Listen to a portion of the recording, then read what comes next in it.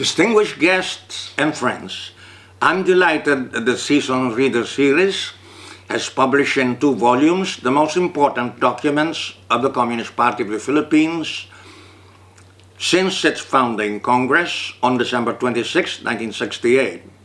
I thank the International Network for Philippine Studies for accomplishing this, the NDFP International Information Office for organizing this book launch, the book reviewers, and all other participants. The CPP was re-established in 1968 as a result of the desire of the Filipino people for revolutionary change of the chronically crisis-stricken semi-colonial and semi-feudal ruling system, and also as a result of the struggle against revisionism in the old Communist Party and in the now collapsed Soviet Union. Since then, the CPP has served as the advanced detachment of the proletariat and has brilliantly and successfully led the Philippine Revolution under the guidance of Marxism, Leninism, Maoism. The CPP has applied the universal theory of the proletariat on the history and concrete conditions of the Philippines, defined the character of Philippine society, and set forth the general line of People's Democratic Revolution with a socialist perspective. It has integrated the protracted People's War with agrarian revolution and the National United Front. It has adopted democratic centralism as its organizational principle.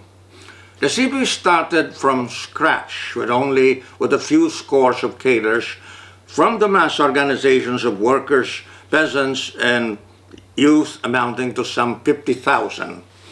3 months thereafter, on March 29, 1969, we were able to establish the New People's Army after we united with the proletarian revolutionaries in the old People's Army after they broke away from the Taruk Sumulong gangster clique. We started with only 9 automatic rifles and 26 inferior firearms, and with a peasant mass base of 80,000 in the 2nd District of Tarlac in early 1969. Now the CPP has more than 150,000 members. The New People's Army has thousands of red fighters with automatic rifles and operates in more than 110 guerrilla fronts nationwide. It is augmented by tens of thousands of members of the People's Militia and self-defense units of the revolutionary mass organizations. Within the frame of the NDFP, the revolutionary mass organizations and local alliances have millions of members. The local organs of political power, which constitute the People's Democratic Government, encompass both the organized and unorganized masses in more than 90% of the Philippine provinces. The enemy, the renegades, and other detractors of the revolution say that 53 years of revolutionary struggle have passed, and yet the presidential palace in Manila is still held by the reactionaries. But the People's Democratic Government is built widely in the countryside and aims to advance wave upon wave towards the urban areas. The great victories of the CPP have been achieved self-reliantly through the revolutionary dedication, hard work, sacrifices, and fierce struggles by the cadres and members of the CPP, the Red Commanders and Fighters, and the broad masses of the people in an archipelagic country without the benefit of cross-border advantages and with the revisionist betrayal of socialism, at first restoring capitalism in the Soviet Union and Eastern Europe, and then defeating the great proletarian cultural revolution and restoring capitalism in China. Out of fear that the CPP and the NPA would rapidly become far stronger than it was, the U.S. decided to junk its puppet Marcos after he ordered the killing of his political rival Benigno Aquino in 1983. The legal, patriotic, and democratic forces and anti-Marcos conservative forces coalesced to fight the fascist regime. It was in 1984 that the U.S. recognized the growing strength of the revolutionary movement and decided to junk Marcos. In 1986, President Corazon Aquino negotiated a ceasefire agreement with the National Democratic Front of the Philippines, but broke this agreement with the Mendiola massacre in January 1987. In 1992, the Ramos regime sought to engage the revolutionary movement in peace negotiations with the NDFP.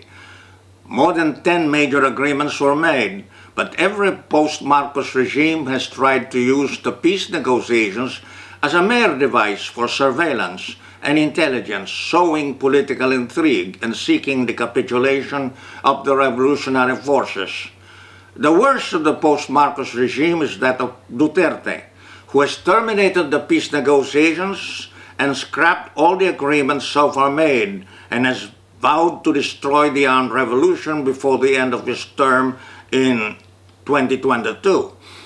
He will surely fail because his grave crimes of treason, state terrorism, plunder, and misuse of public resources, and the persistence of foreign monopoly capitalism, domestic feudalism, and bureaucrat capitalism, and the rapid worsening of the crisis of the Philippine ruling system and the world capitalist system provide the favorable conditions for the continuing rise of the armed revolution.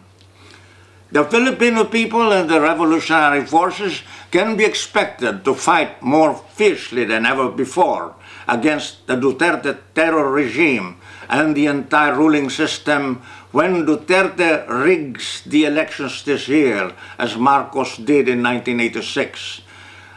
They are now far stronger and more tested and struggle than in earlier decades.